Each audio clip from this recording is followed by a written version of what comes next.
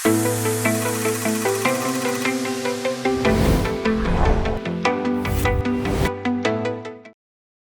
်္ဂလာပါ Music and Creation ကနေကြိုဆိုပါရစေကျွန်တော်အေးဘူးပါ Basic Microsoft Word Part 1မှာ Software Open လုပ်နည်းနဲ့ Microsoft Word Interface ကိုလေ့လာမှာဖြစ်ပါတယ်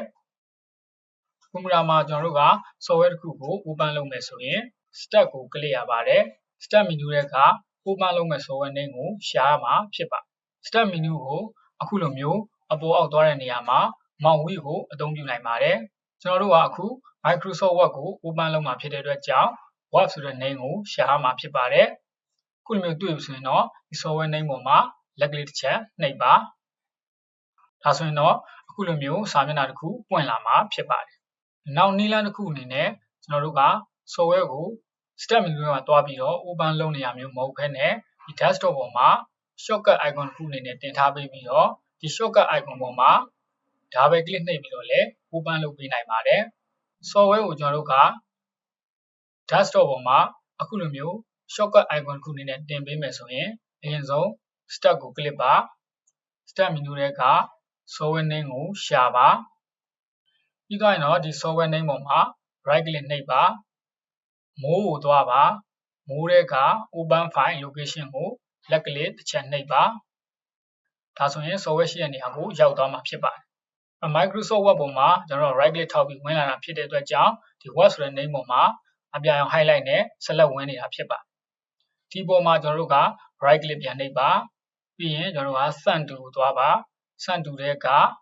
desktop create shortcut ကိုလက်ကလေးတစ်ချက်နှိပ်ပေးရမှာဖြစ်ပါတယ်ပြီးသွားရင်တော့ဒီစာမျက်နှာကို close လုပ်ပါဒါဆိုတော့ခုလိုမျိုး software ကိုဒီ desktop ပေါ်မှာ shortcut icon တစ်ခုအနေနဲ့တွေ့ရမှာဖြစ်ပါတယ်ကွန်ပျူတာ software တွေကိုဒီ desktop ပေါ်မှာ shortcut icon လေးနဲ့တင်တဲ့အခါမှာဒီနည်းလမ်းကိုအသုံးပြုနိုင်ပါတယ်ကျွန်တော်ကအခုဒီ Word shortcut icon ပေါ်မှာဒါပဲ click နှိပ်ပြီးတော့ open လုပ်ပါမယ်အခုကြာလာတဲ့စာမျက်နှာကို paper category template လို့ခေါ်ပါတယ်ကိုအသုံးပြုမဲ့စာရွက်အမျိုးအစားကိုဒီမှာရွေးချယ်နိုင်ပါတယ်အခုကတော့စာရွက်လွတ်ကိုအသုံးပြုမှာဖြစ်တဲ့အတွက်ကြောင့် black document ကို click တစ်ချက်နှိပ်ပါမယ်ဒါသည် Microsoft Word Interface ပွင့်လာတာဖြစ်ပြီးတော့တနည်းအားဖြင့် document ပွင့်လာတယ်လို့လည်းပြောလို့ရပါတယ်ဒီ interface ပေါ်ကအခေါ်အဝေါ်အသုံးအနှုန်းလေးတွေကိုပြောပြပေးပါမယ်ပထမတစ်ခုအနေနဲ့ document 1 word flow ပေါ်နေတဲ့နေရာကို title bar လို့ခေါ်ပါတယ်ကျွန်တော်တို့က web file တွေကို save တဲ့အခါမှာ save name ပေးရပါတယ်ကိုပေးထားတဲ့ save name ဒီ document 1ဆိုတဲ့ title bar နေရာမှာတွေ့ရမှာဖြစ်ပါတယ်အခုကတော့ save ထားတာမဟုတ်တဲ့အတွက်ကြောင့် save name ကိုတွေ့ရမှာမဟုတ်ပါဘူးfile save တဲ့အပိုင်းကိုတော့ part 2မှာပြောပြပေးသွားမှာဖြစ်ပါတယ်နောက်တစ်ခုကဒီဘက်မှာရှိတဲ့ဒီနေရာလေးကို quick access toolbar လို့ခေါ်ပါတယ် Microsoft Word မှာကိုအသုံးများတဲ့ command လေးတွေကိုဒီ quick access toolbar မှာတင်ထားပြီးတော့အသုံးပြုလို့ရပါတယ်ဥပမာကျွန်တော်တို့ကဒီအောက်မှာရှိတဲ့ B ပုံစံ command လေးကိုဒီ quick access toolbar မှာတင်ထားပြီးတော့သုံးမယ်ဆိုရင်ဒီ command လေးပေါ်မှာ right click ထောက်ပါပြီးရင် up to quick access toolbar ကို click ချက်နှိပ်ပါဒါဆိုတော့အခုလိုမျိုး quick access toolbar ပေါ်မှာဒီ bold command လေးကိုတွေ့ရမှာဖြစ်ပါတယ်ပြန်ဖြုတ်မယ်ဆိုရင်လည်းကျွန်တော်တို့ကဒီ command လေးပေါ်မှာ right click နှိပ်ပါ remove from quick access toolbar ကို click ချက်နှိပ်ပါဒါဆိုရင် quick access toolbar ပေါ်ကနေပြီးတော့ပြန်ပြီးတော့ပြုတ်သွားမှာဖြစ်ပါတယ်နောက်တစ်ခုကဒီအောက်မှာ file home insert design စတဲ့ဒီနာမည်တန်းစီထားတဲ့ bar ကို tab bar လို့ခေါ်ပါတယ်နာမည်လေးနဲ့တွဲပြီးတော့ခေါ်မယ်ဆိုရင် file tab home tab insert tab design tab စသဖြင့်ခေါ်နိုင်ပါတယ်ကိုရွေးချယ်ခြင်းတဲ့ tab ပေါ်မှာ click ချက်နှိပ်ပေးရမှာဖြစ်ပါတယ်အဲ့တော့ home tab အောက်မှာဆိုရင် home tab နဲ့သက်ဆိုင်တဲ့ command လေးတွေရှိမယ် insert tab အောက်မှာဆိုရင်လည်း insert tab နဲ့သက်ဆိုင်တဲ့ command လေးတွေကိုတွေ့ရမှာဖြစ်ပါတယ်tab တစ်ခုစီရဲ့အောက်မှာပါတယ်ဒီ command လေးတွေကို group လေးတွေခွဲပေးထားတာတွေ့ရမှာဖြစ်ပါတယ် group name တွေကိုကျွန်တော်တို့ကဒီအောက်ခြေမှာတွေ့နိုင်ပါတယ်ပထမ group name ဒီ clipboard ဖြစ်ပါတယ်ဒုတိယ group name ဒီ font ဖြစ်ပါတယ် paragraph style ဒါတွေဒီ group name တွေဖြစ်ပါတယ် clipboard group မှာဆိုရင်လည်းကျွန်တော်ကအသုံးပြုနိုင်တဲ့ command လေးတွေပါမယ် font group မှာဆိုရင်လည်းကျွန်တော်ကအသုံးပြုနိုင်တဲ့ command လေးတွေပါမယ်စသဖြင့်ကျွန်တော်က group တစ်ခုစီမှာသက်ဆိုင်ရာအသုံးပြုနိုင်တဲ့ command လေးတွေကိုတွေ့ရမှာဖြစ်ပါတယ်တချို့ group တွေရဲ့ထောင်လေးတွေမှာဆိုရင်ကျွန်တော်ကအခုလိုမျိုးအများလေးတွေကိုတွေ့ရမှာဖြစ်ပါတယ်ဒါကိုကျွန်တော်က dialog box launcher လို့ခေါ်ပါတယ် group name နဲ့တွဲပြီးတော့ခေါ်မယ်ဆိုရင် font group dialog launcher သို့မဟုတ် font dialog box paragraph dialog box လမ်းချသို့မဟုတ် paragraph dialog box မျိုးပေါ်ဆိုနိုင်မှာဖြစ်ပါတယ်။ပုံကူရဲ့များပေါ်မှာဒီတစ်ချက်နှိပ်မယ်ဆိုရင်ဖုန်း dialog box ပွင့်လာမှာဖြစ်ပြီးတော့ဒီထဲမှာလည်း command တွေကိုအသုံးပြုနိုင်မှာဖြစ်ပါတယ်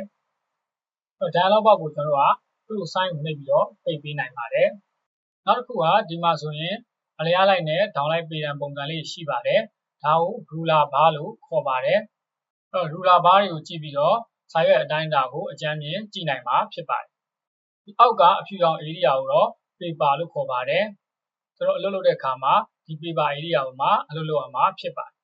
။စာရွက်ပေါ်မှာတွေ့ရတဲ့ဒီမိတ်တို့အရာလေးကို cursor လို့ခေါ်ပါတယ်။စာတွေရိုက်တဲ့အခါမှာ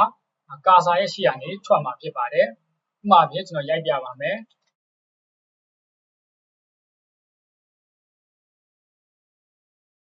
ခုလိုမျိုးကျွန်တော်တို့ကစာတွေရိုက်တဲ့အခါမှာဒီ cursor ရှေ့ကနေပြီးတော့စာလေးတွေကထွက်လာမှာဖြစ်ပါတယ်။နောက်တစ်ခုကကျွန်တော်တို့ကဒီဘက်မှာတွေ့ရတဲ့ down လိုက် bar ကို vertical scroll bar လို့ခေါ်ပါတယ်။ဒီစာရွက်ကိုအပေါ်ရွှေ့ကြည့်တဲ့အခါမှာဒီ vertical scroll bar ပေါ်မှာဖိပြီးတော့အပေါ်အောက်ဆွဲပေးရမှာဖြစ်ပါတယ်။ vertical scroll bar ကိုမသုံးဘဲနဲ့ကျွန်တော်တို့က mouse wheel ကိုသုံးပြီးတော့လည်းစာရွက်ကိုအပေါ်အောက်ရွှေ့ကြည့်နိုင်ပါတယ်။နောက်တစ်ခုကကျွန်တော်ဒီအောက်မှာ bar လေးရှိပါတယ်။ဒါကို zoom bar လို့ခေါ်ပါတယ်။စာရွက်ကိုကျွန်တော်မြင်ကွင်းချုပ်တာခြေတာလုပ်တဲ့နေရာမှာ zoom bar ကိုအသုံးပြုတာဖြစ်ပါတယ်။ zoom bar ရဲ့တစ်ပတ်တစ်ချက်မှာကျွန်တော် plus sign minus sign လေးကိုတွေ့ရမှာဖြစ်ပါတယ်။စာရွက်ကိုမြင်ကွင်းချဲ့ကြည့်မယ်ဆိုရင်ဒီ plus sign လေးပေါ်မှာနှိပ်ပေးရမှာဖြစ်ပါတယ်။မြင်ကွင်းပြန်ချုပ်မယ်ဆိုရင်တော့ဒီ minus sign လေးပေါ်မှာနှိပ်ပေးရမှာဖြစ်ပါတယ်။ပုံမှန်အားဖြင့်တော့ကျွန်တော် 100% zoom ကိုသတ်မှတ်ပေးထားမှာဖြစ်ပါတယ်။ဒီဘက်မှာဆိုကျွန်တော်တို့က icon လေး၃ခုရှိတယ်။ဒါဒီကျွန်တော်တို့ view မူတွေဖြစ်ပါတယ်။ပုံမှန်အားဖြင့်တော့ကျွန်တော်တို့ကအလုပ်လုပ်တဲ့နေရာမှာဒီ default print layout view ကိုရွေးချယ်ပေးထားမှာဖြစ်ပါတယ်။ဒီဘက်မှာဆိုတော့ကျွန်တော်တို့က remove view ဖြစ်ပါတယ်။သူ့ပေါ်မှာ click တစ်ချက်နှိပ်လိုက်ပါ။ဒါဆိုရင် remove view ပုံစံကိုတွေ့ရမှာဖြစ်ပါတယ်။နောက်တစ်ခုကတော့ web layout view ဖြစ်ပါတယ်။ဒီပေါ်မှာ click တစ်ချက်နှိပ်လိုက်ပါ။ဒါဆိုရင် web layout view ပုံစံတွေ့ရမှာဖြစ်ပါတယ်။ဓာတ်ပေါ်အားဖြင့်တော့ print layout view ကိုရွေးပြီးတော့အလုပ်လုပ်တာဖြစ်ပါတယ်။နောက်တစ်ခုကျွန်တော်တို့ကဒီဘက်မှာဆိုရင်ဒီနေရာလေးကို static bar လို့ခေါ်ပါတယ်။ static bar မှာဆိုရင်အရင်ဆုံး page 101ကိုတွေ့ရပါမယ်။ဒီနေရာမှာဆိုရင်ကျွန်တော်တို့ကဒီ document ထဲမှာရှိတဲ့စာရွက်အရေအတွက်နဲ့လက်ရှိရွေးချယ်ထားတဲ့စာရွက်နံပါတ်ကိုပြပေးတာဖြစ်ပါတယ်။ဥ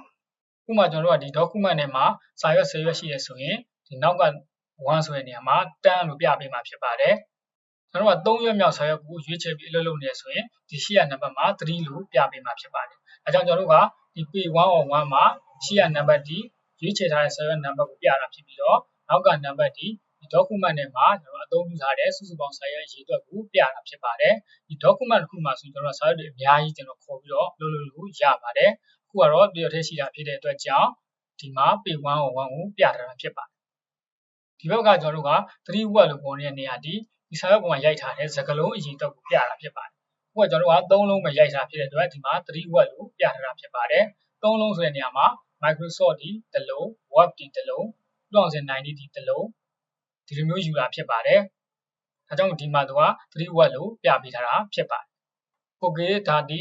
Microsoft Word Interview ပေါ်ကအခေါ်အသုံးအနှုန်းလေးတွေကိုပြောပြပေးတာဖြစ်ပါတယ်။အားလုံးနားလည်မယ်လို့မျှော်လင့်ပါတယ်။ Part 1ကိုဒီနေရာမှာနားပါမယ်။ Part 2မှာပြန်ပြီးတော့ဆုံပါမယ်။အားလုံးကိုကျေးဇူးတင်ပါတယ်။